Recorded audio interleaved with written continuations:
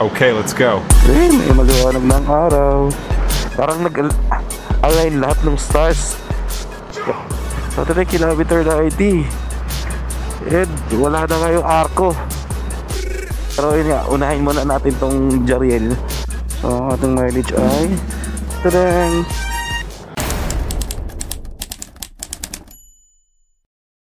Lord, sana gawin niyo po ako ngayon sa aking pagra-ride at iwas niyo ako sa mga Etomax. Amen. Start ride. Ayun guys, samahan niyo muna ako kasi itong aking pinakaunang motovlog. Papasok muna ako sa aking motovlog era. And punta tayo ng Jariel's Peak. Samahan niyo ako sa aking unang motovlog. Kasi parang ina-align ko lang kung nasaan yung talent ko. Meron kasi yung talent eh, kausapin yung sarili. Kasi pag kinakausap mo yung sarili mo na parang parang medyo weird eh. Pero pag nagmo-motovlog ka, tapos kinakausap mo yung sarili mo, parang nasa tamang planeta ka na eh. Kaya samahan nyo ako. Medyo madilim pa naman. Nakapin lang muna ako sa Shell Boso-Boso ngayon. Bibilangan ko yung mileage na itong bagong model ng motor kasi gusto ko lang din malaman eh. Sige, balikan ko lang kayo pag nasa Shell Boso-Boso na ako.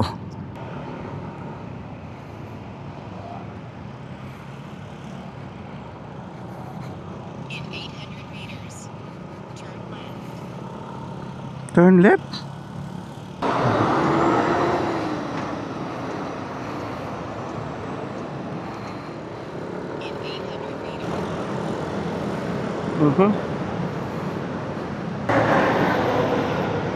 Bayan ng Cainta.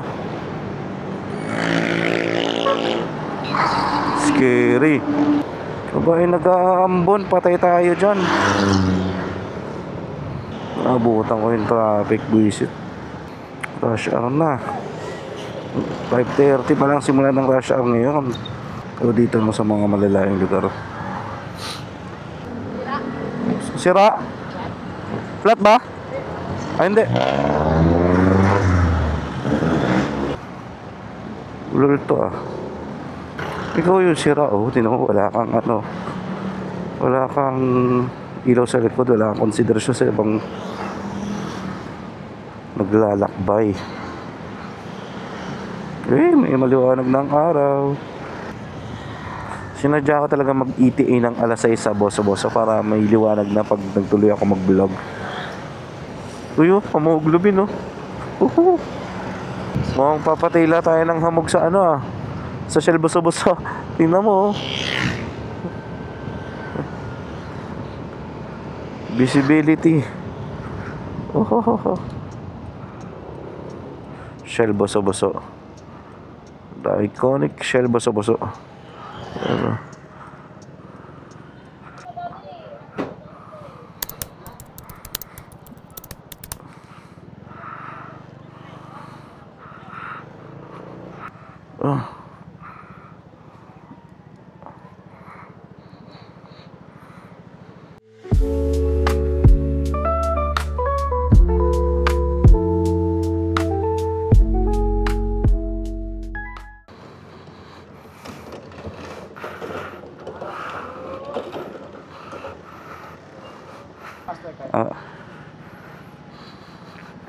Kaya papuno kasi sukatin yung mileage eh.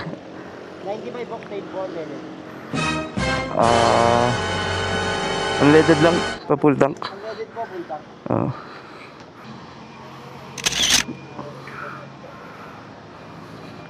5.2 liters kuya. Pili ko lang po terminal. Sige. And tapos na tayo magpagasolina. Medyo tumambay na rin tayo kasi nga tayo ng hamog. Ang ating unang ride. Wow. Lesson 1, naghahamog ang helmet. Dapat magawa ng paraan yan. May nabibili naman yata nakita ko sa TikTok. Tinake for granted ko pa. Palibasa di ako nag-ride pa. Make marilaki safe agad. Dangerous curve, no banking. Kasi nagbabanking kayo.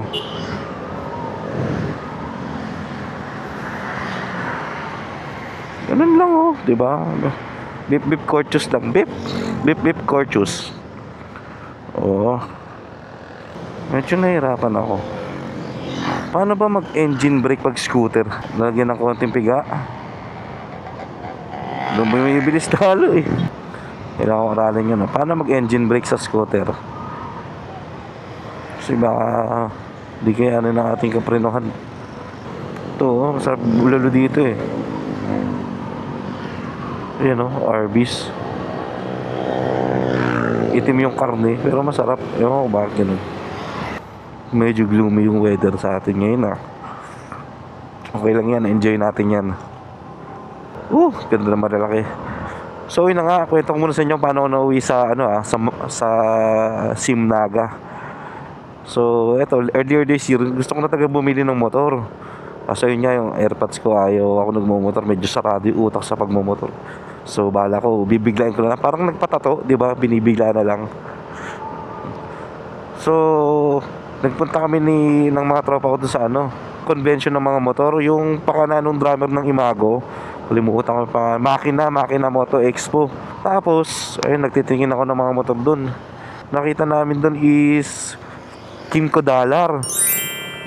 Yung nakita ko dun, parang di ko pa nga nagustuhan kasi Mominyo na yun. Parang talaga ba 130,000 kanto yung tsura, ganyan. Pero yung mga tropa ko is gandang-ganda sila. Gandang-ganda sila, unique daw, ganyan. Tontuwa sila doon. Tapos ako naman, sige nga, tignan ko nga. Tapos nakita ko yung mga presentation. Utility pala siya, pangbuhatan pala siya ng mga gamit. Kaya sakto sa akin yung nasa construction ka, bubot. Sakto pang 3 sako ng yung mga hindi talaga binibili ng saktuan. Kunin ko lang yung tile adhesive sa site yan kasi di mo bibili ng saktuhan yan eh. Pag i-estimate na lang sa dulo yan kung ilan na lang kailangan, ganun. So parang siya, acquired taste. Alam niya, acquired taste. Yung hindi mo naman talaga gusto nung una, pero through time nagustuhan mo na lang din. Ayun, parang parang yung kaklase mo, kwento sa'yo ng kwento tungkol sa crush niya. Ito, ganda na ito ni crush ko to, sexy na ito, ganda ng pagmumukha. At tas in the end, ikaw na yung na-in love.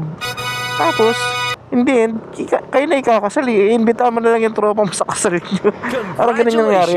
Tawag din acquired taste. Ganun yung nangyari sa akin sa Kimco Dollar. Kasi hindi ko naman talaga siya gusto-gusto. Pero dahil kakasulsul ng mga katropahan, nagustuhan ko na rin talaga ng tuluyan yung Kimco Dollar. Pangalan pa lang, Kimco Dollar, parang di ba? Pero may meaning pala yun, parang sa mga Chinese, wordplay yun, parang happiness yata, hindi ko alam, dollar, parang ganun. Kasi yun na, sabi ko, pagkataas ng Ghost Month, bibiling ko na tong Kimco Dollar. Ayun, natay lang matapos si Ghost Month kasi feeling Chinese tayo, kahit di naman tayo Chinese eh. Tapos, pagkataas ng Ghost Month, bibiling ko sana si Kimco Dollar. Biglang may nag-vlog. What the? Naman, FKM Ranger. Pasok na pasok sa taste ko yung pagmumukha ng FKM Ranger. Parang ang ganda talaga niya. Parang rugged look, pang adventure talaga. Tapos plus unique. Ganyan, tatanggalin ko lang yung mga handguard. Tsaka tatanggalin ko lang yung nakabang na top box bracket. Okay, lalagarin ko. Sakto sa taste ko to. Kaso nagkaubusan agad. So ginawa ko, pinuntahan ko sa mismong warehouse nila sa Pampanga para i-test drive. Buti meron doon isa. Kaso yung pagka-test drive ko, may kalansing, may and aware naman yung technician doon sa kalansing. Sabi ko, pinapa-test drive nyo pa. Aware na kayo may kalansing. Pili lang daw yung units ng gano'n. Ay, gano'n. Ibig sabihin, hindi pa sigurado yung pag bumili ako. Pero inaayos na daw sa mismong factory na-relay na daw yung issue. Pero dahil doon, medyo nag-alinlangan ako. Tapos, alam mo yun, yung tinest drive ko siya, hindi siya kasing premium ng Kimco Dollar. Huwag mo na asahan, 50,000 yung difference. Tapos gusto, Siyempre, may ano yan, may kapalit yung matitipid mong 50,000. So, yun na nga. Yun nga, medyo hindi nga premium yung pakiramdam nung ano, nung test drive ko si, tawag doon, si FKM Ranger. Tawag mo yun, parang ma-vibrate masyado yung makina. Parang hindi niya nako-convert gasolina into kinetic energy, di ba? Parang, wala pa namang mechanical engineer na nakakapag-convert nun. Effectively talagang may mako-convert sa ingay, sa vibration yan. Pero sa kanya parang ano, maingay, kaya sabihin mong tipid siya, yung pakiramdam hindi ka kasi ayun nga, kinukumpara ko sa una ko na test drive yung Kimco Dollar na tahimik lang, unting pigal, lakas ng hatak. Ayun, medyo ano pa yun, medyo hindi ganun yung pakiramdam. Tsaka yung finish nga parang manipis yung kaha, ganyan. Pero wag mo asahan kasing premium nga, kasi nga 50,000 yung difference, di ba? So, ayun, medyo turn up ako kay FKM Ranger yung na-test drive ko. Tapos ito, may nag-vlog na naman na bago. Puntago talaga yung mga vlogger na yun, no? Ito na, si Sim Naga. Parang, alam mo yun, nag-align lahat ng stars. Yung hinahanap ko, nandito na, parang may ABS na wala si Kimco Dollar. ABS, TCS. O, lalot na, ang pinaka panggagamitan ko dito, pang gantong mga ride. Medyo malaga yung dalawa. May ABS, TCS. Tas may gulay board. Yun naman yung wala sa mga counterpart niyang ano, Maxi Scoot na nasa Big 4. Big 4 ba? Basta yun. Wala sa NMAX tsaka sa ADB. Tapos malaki yung ano, underseat storage niya. Kasya yung ano, kasya yung isang full face helmet. Parang nag-align lahat ng stars. And ayun nga, nagbasa-basa din ako ng review ng SYM. Matibay naman daw talaga ang SYM. Subok na. Di sige. Tapos parang kanya, nag-align-align yung mga gusto ko mangyari sa motor. Nag-lock in na. Nag-lock in na yung ano, hindi na ako naghanap ng iba. Tapos ang gusto ko nga sana yung color, yung Black Mamba, yung itim ang available lang sa mga kasa na malapit that time, gray ito. Tapos sabi pa ng tropa ko, pag di mo pa kinuha yung gray na yan, hindi ka na magkakaroon ng motor kasi ang dami ng delay, di ba? So, ako, kaya ko naman talaga mag-antay. Antay ka lang ako, makuha mo yung gusto mo, di ba?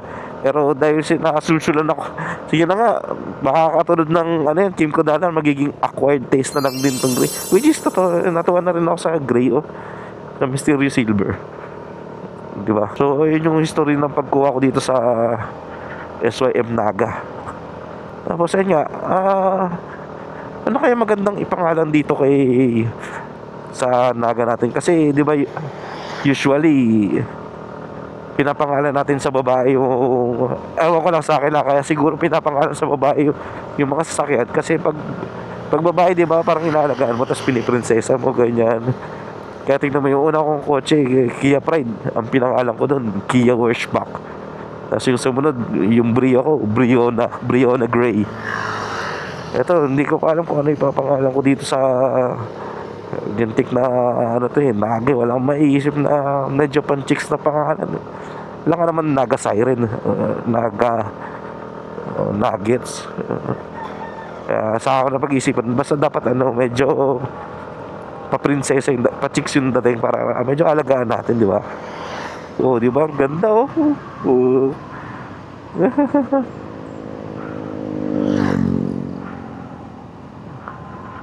Pasaway ako, 40 yung speed ko dun, 30 nakalagay, Bagala natin, 30 lang. Ganda. Kilometer 49. So 40 kilometers pa papuntang Infanta, which is okay lang. Ganito ba naman yung daan mo, naman ako siya ambon.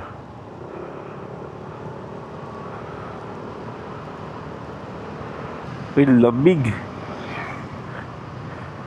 Ang dami ko natutunan sa first ride ko, Oops. Magda-double digits, ang aking odometer 100. Naka 100 na odometer natin.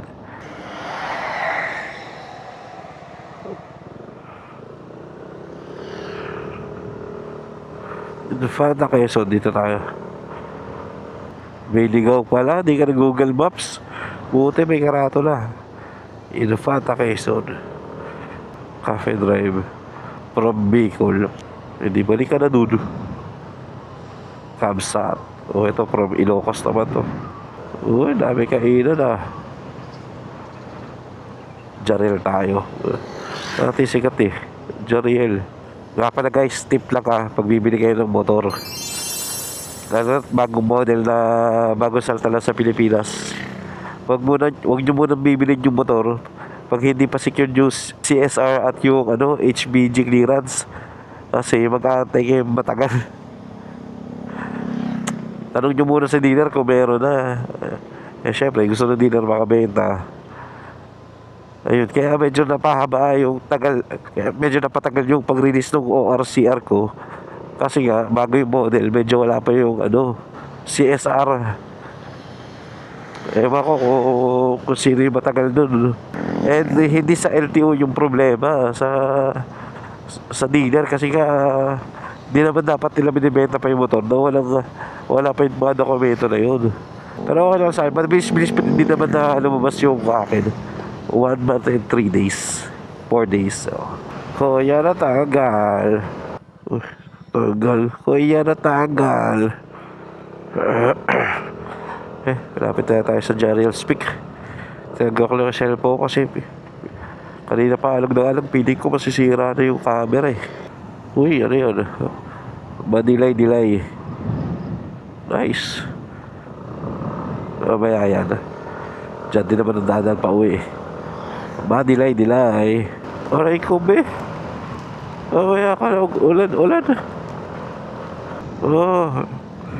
Kaya pala. Ay, maganda palang tanawin. Kaya pala bito ko yung mga pasaway. Okay. Kita ko na. Nice. Ito ba yung sinasabi ng lihir na lagusan?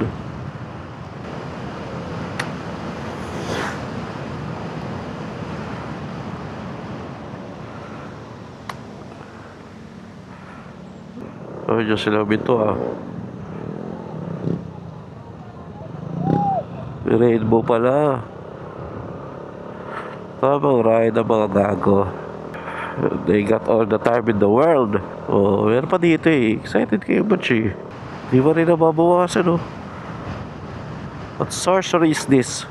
Ay, sana wag maplatan pala no. Nakalimutan ko yung pampap ko ng gulong. Pero dala ko yung pasak ng gulong kung sakali. Wala yung pampap. Dami ko natutunan sa una ko ride ah. Susunod ka, maglalagay ako checklist. Pre-ride checklist mode sa blow bag. PDP Looper. Panis.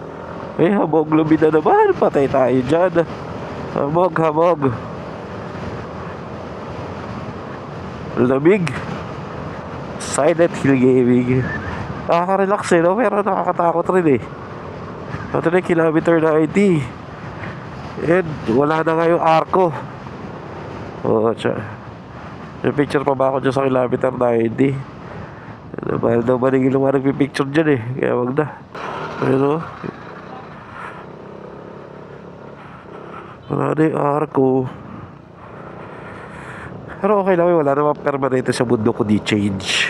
So nice. Kubuti sana kung tinanggal yun dahil wala lang eh. Kaya tinanggal daw yun kasi para may madaanan yung gagawa ng windmill. Para may renewable energy naman tayo. Para naman sa progress eh. And rest assured naman na mas maganda yung ipapalit doon. Kaya wag na kayo malungkot pag nawala. Hindi ko nabutan yung first time ko dito eh. Hindi ko malang sila kahit isang beses eh. Okay lang yun. At sa picture may alaan. Tantado. Okay. Punta na tayo sa Jariel Speak yun. So yung pinupunta ng mga rider ba, alamin natin kung masarap ba talaga. Medyo weird daw kasi yung menu dun eh. May mga suso. Ewan ko kung totoo ah. Tignan natin mamaya. Sisig na suso. Ito ba sa ibang suso ang gusto mo? Renewable energy. Sample pa lang yan ang dadaan. Sa Jariel. Bakit pa pinupunta itong Jariel na to? Sino yung Jariel na yan? Pakita nyo sa akin. Gagalit ako dyan eh. Ang dami na kayo na talaga eh. Oh. Ano tayo sa ano? Uy, may dragon oh. Buntok ko oh. Ho. Scary ah. Kasi Jariel. Utang ina ka. Hindi pa ako inuulan dito. Hindi ko pa nakikita. Ito na yata. Ito na. Oh, Jariel speak. Ito na yun oh. Nalaglag yung A. Kaya pinupuntaan to. Hotel and resort pala to eh. Okay, ito yung tsura niya. May billboard na Yamaha. Tapos may balita Yamaha sa baba. Nalaglag yung A. Dumi agad oh.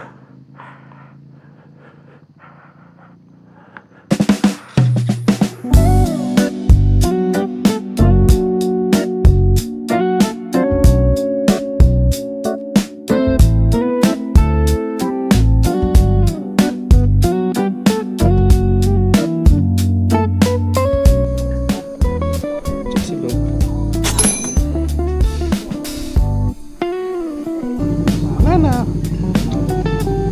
Meow. Nasa hotel mo na. Ayun o.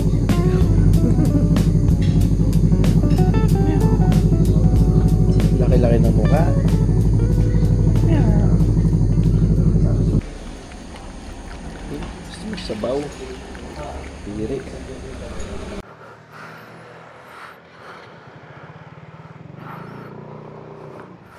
You know.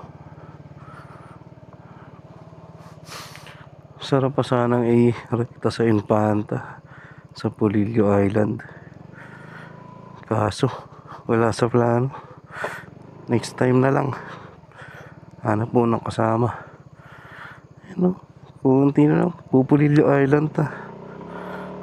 Iuwi muna tayo. And ayun na nga. Ay, Jariel speak. Hindi ko alam kung bakit sikat. Dahil sa institution na siguro. Ang dami ko nakitang mga clubs eh. Mga Yamaha club yata yan. Parang dun yata tambayan talaga ng mga owners ng Yamaha. Yung pagkain, Paris Diwata yung concept eh. Ikaw magtitimpla eh. Medyo walang lasa. O natsambahan ko lang. Kasi yun nga, siguro nga dahil may mga tawag dun. May mga exotic na sa menu nila. Mga suso. May deer silog. Deer silog, kawawa na. Ang cute pa naman ng deer. Kasi gagawin silog. Ang bagay, baboy din naman. Cute, ginagawang pork silog. Medyo 5/10 sa akin si Jariel. Kasi dami ko nakikita ano eh. Kainan dito sa nadaanan ko kanina. Ganda yung ambience eh. Jariel, wala. Pag institution na talaga, yun na talaga yun. Kahit hindi mo masyadong pagandahin na. And bakit Jariel speak naman yung pinuntahan ko? Kaka-research ko kasi may yung top 3 na puntahan ng mga riders kasi. Isa yan sa lagi kong nababasa, Jariel speak. Saka hearsay na rin. Pag Jariel ka na ba, parang ganun, parang staple na talaga. So inuna ko siyang puntahan, Jariel. Sunod yung Kabyang. Yan, sunod ko pupuntahan yan, Kabyang. Yung top 3 sa mga naririnig ko is Gabaldon. Yan, medyo malayo. Pero yun nga, unahin muna natin tong Jariel. Next time Kabyang tayo. Tapos next time Gabaldon tayo. Tapos saka tayo magtingin-tingin na iba pang pwedeng puntahan gamit tong motor na to.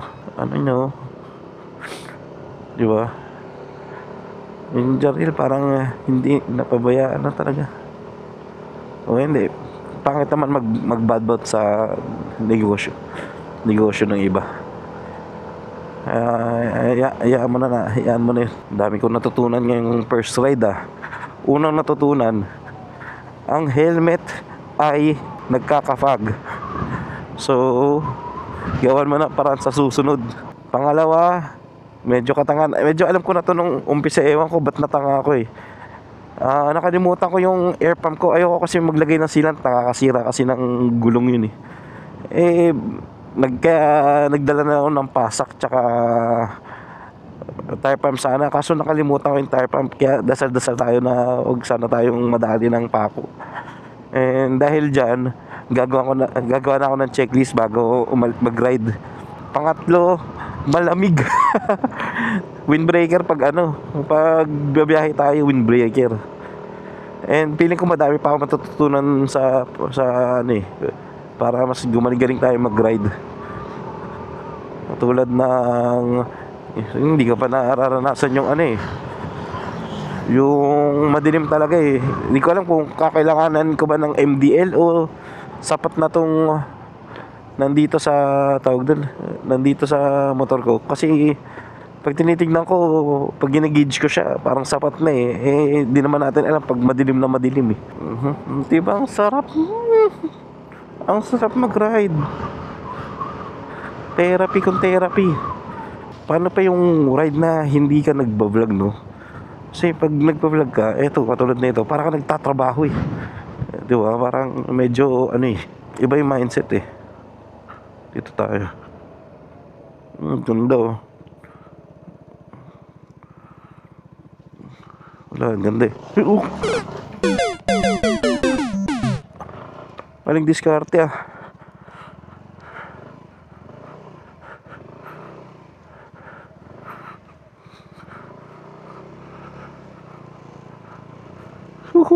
Oh, pangatlong lesson yan.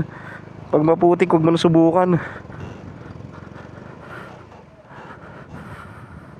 Makita ka lang ng magandang view, tas baguhang rider pa nga talaga ako. Namisinira ako. Sorry nature. Sana hindi madulas yung gulong ko. Patibong yun ah. Magandang view, tas maputik. Yeah, now you know. Katangahan nyo kasi dapat alam ko na yun. Kasi nabalaho na rin ako 4 wheels eh. Lahat pag ganun itsura, huwag mo nang sinusubukan. Mukha na nakita mong perfect sa yung view eh. Tapos bigla mo naman papasukin. Tanga yarn. Pangatlo sa natutunan ko, dagdag sa natutunan ko pala, kailangan ko pala ng intercom. Mas masarap sana to kung may music ako. Kaso wala ka intercom. Pili ka. Gusto ko kasi bumili ng bagong helmet. Nasisikipan ako dito sa LS2 eh. Pero safe. Kasi nga LS2, ito yung mura na dami certification eh. Kaso sikip. Antayin ko lang lumuglog ng konti. Tsaka sabi eyeglass friendly. Hindi naman eyeglass friendly. And dagdag natin sa natutunan natin feeling ko mas magandang nagdadala ng camping chair. Ayan siguro sa susunod na sa susunod na ride ko, magdadala ako ng camping chair na kasya lang sa sa under seat storage na ito. Para kahit saan ka may makita kang magandang view, camping chair. Tapos sabay ito nga, boom. Lalagay ko nga sa checklist yun. Camping chair. Daming spot akong nakikita na camping chair at kape lang eh. Uubos ng 2 oras sa tunganga eh. Ginuhitin ako ya. Triggered ako Gigil mo ako Gusto mo karerahin ka na itong simnaga ko. Bye bye. Ganda ng garden ni tita mo. Garden.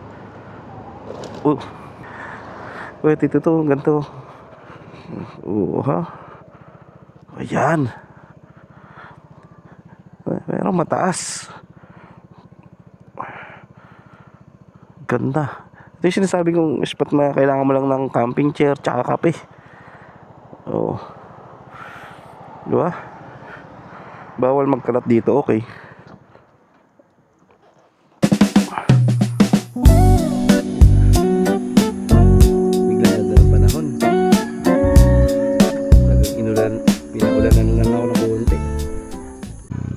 Pala yung Simnagaw sa mga hindi pa nakakaalam, medyo bagong labas siya. And bakas ng katangahan yung gulong, tingnan mo yung gulong, muntik na sumemplang.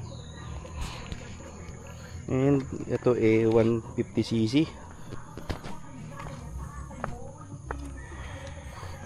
And ayun nga, kaya ko siya nagustuhan kasi may gulay board. Malaki ang under seat storage. Naked handlebar yung pa pala. Naked handlebar. And nakuha siya sa design na naga, ahas or mamba.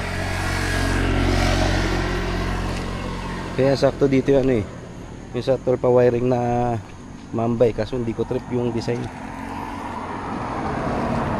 Pero kung sa concept, kung isasama mo dito yung torpa wiring ng mamba, ano, sakto sa ano. Ahas daw eh. Ayun, pero hindi ko makita yung resemblance. Ahas. Pag sa ibig siguro mga cobra na konti. Yan. And ahas nga kasi nga may palik, may ano, may tawag dun, may kaliskis. And sa likod okay lang. Yan, gumawa lang ako ng temporary plate. Ginamit ko lang yung ano, yung acrylic, may ano pa yun eh, may balat na brown, di ko muna tinanggal. Bumili lang sticker paper, tapos nagkanba lang ako, tapos inisprayan ko ng ano, ng armor oil para tumagal-tagal na konti. Yan, naglagay lang ng sticker. Di ko recommended maglagay na ito ha, tatampo lang yung ano eh, nagbigay sa akin niya kung di ko ilagay. Kasi ano, pag sa enforcer baka hindi kayo makapag-negotiate eh, imbis na maawa sa iyo, i-assume na. And ayun, ang concept ng naga, ahas. Let's go. And first impression ko dito sa naga is mataas. Grabe yung taas niya. Ayun, premium naman yung pakiramdam nung pagra-ride ko, pero mataas. Grabe. Maganda yung LCD niya pero mataas. Ayun, no, parang premium yung ano, yung contrast, yung layout. And yun yung built nga, yung mga side mirror makakapal, premium pero mataas. And design wise, hindi ko alam kung ano kasi pag nasa stoplight napapalingon yung mga katabi ko. Di ko alam kung unique o weird yung design o may tae sa gulong kaya siguro napapalingon. Pero mataas. And kung mataas ang pangarap mo, ito bagay sa ito, hatake ka talaga na ito patas. And kung ikaw chicks tapos ano, gusto mong i-heal yung child dream mo na maging ballerina, sakto sa ito. Kasi ako average Pinoy height ako 5'5 and a half Siyempre paglalaban ko in half 5'5 and a half tingkayad pa rin ako sa stoplight. Literal na tingkayad na tiptoe talaga. Ganun talaga eh. Kaya, pero may nakikita naman akong ano, solusyon. Inantay ko lang yung iba ano, baka kasi wala lang din eh, yung magtatabas na upuan tsaka mag-magic lower. Tingnan ko muna kung may gagawa sa groups namin sa Facebook.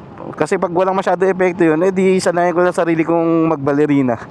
Wala, i-modify ko pa yung ano, pre-engineered na design nito tas di naman pala magiging maganda yung kakalabasan. Wala namang gustong manood ng pauwi, pero enjoying ko na lang to. Bahala kayo dyan. And kailangan ko lang kasi videoan yung pauwi natin kasi di ba nga i-compute natin yung mileage. Kaya hindi ko pa pinuputol yung vlog. Kaya kayo kung magbabala kayo ng naga, mahirapan lang kayo. Kasi bukod sa mataas nga, mabigat din. Mabigat din. So yun o, yung tunay na pang daily o. Yun ang matarekomenda ko pang daily, mababa lang. Tapos pang takbong chubby lang talaga, yung pang 50-60 lang. Pero kung pang long ride katulad na ito, magmamarelaki, etong ano ko talaga kasi malaking bagay nga yung TCS tsaka ABS sa mga ganito. Nga pala guys, naka-on yung TCS ko pag ano pag kinumpute natin mamaya yung mileage. May epekto daw kasi yun eh. Mas malakas daw kasi yung konsumo pag naka-on yung TCS. Ewan ko kung totoo. Kung hindi totoo, hindi. Ayun. Madami pang factors na makaka-apekto sa sa mileage yung bigat ko. Ayun, makakuantify natin yun. Elevation gain. Kaso hindi ko basta ayun, simula bosa-bosa hanggang Jariel Peak yung imagine nyo lang. Tapos yung throttle habit, yun yung pinakamalaking piling ko pinakamalaking factor sa pag ano ng mileage. Eh hindi din naman natin paano ba i-quantify yun? Average RPM. Eh, hindi naman natin mare-record na yun eh. Iba-iba kasi yung throttle habit ng tao. Ako, takbon chubby lang ako. Yun lang naman tagahabol ko eh. Ayun Touring. Ano ba magandang pangalan? Sip tayo, Naga. Hindi pwede Naga Siren mo, tanga eh. Pero pasok kasi nga ahas concept nga to, di ba? Naga Siren nga eh. Pero hindi pasok. Pwede pala. Mamaya kumanta tong Naga ko eh. Naga lo. Uminit na ng tuluyan. Thank you Lord kasi kahit umuulan kanina, hindi yung malakas na ambon. Kaya tolerable pa rin pagmumotor. Na-enjoy ko pa nga eh. Mag-push ka na naman sa linya, Gerard. Ano nangyayari sa'yo? Presence of mind. And buti na lang na-document ko rin yung pauwi kasi ang maganda kasi yun, yung papunta natin maulan, gloomy, iba yung vibes. Yung pauwi, maaraw, maaliwalas na ewan. Kaya maganda din yung nangyari sa claim natin kahit medyo dalawang mood ni marilaki yung natin, paksihan natin. And ito, malapit na tayo sa buso-buso na Shell para makompute na natin yung pinaka final na mileage natin. And para matapos na yung vlog, yun lang naman yata yung habol nyo sa vlog, yung malaman yung mileage. Bajaj. Uy, may crane. Uy, may truck. Iwas tayo dyan. Nararamdaman ko na malapit na ako sa Shell Boso. Yun tayo.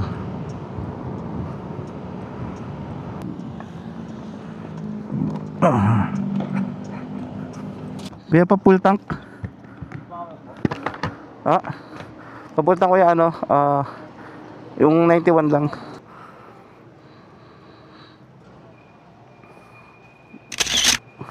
Hindi, 2.75.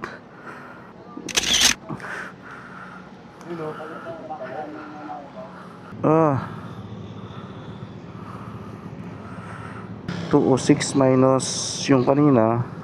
206 minus yung kanina divided by, so ang ating mileage ay tadang. And ayun na, dito ko natatapusin yung vlog. Samahan nyo ulit ako sa susunod.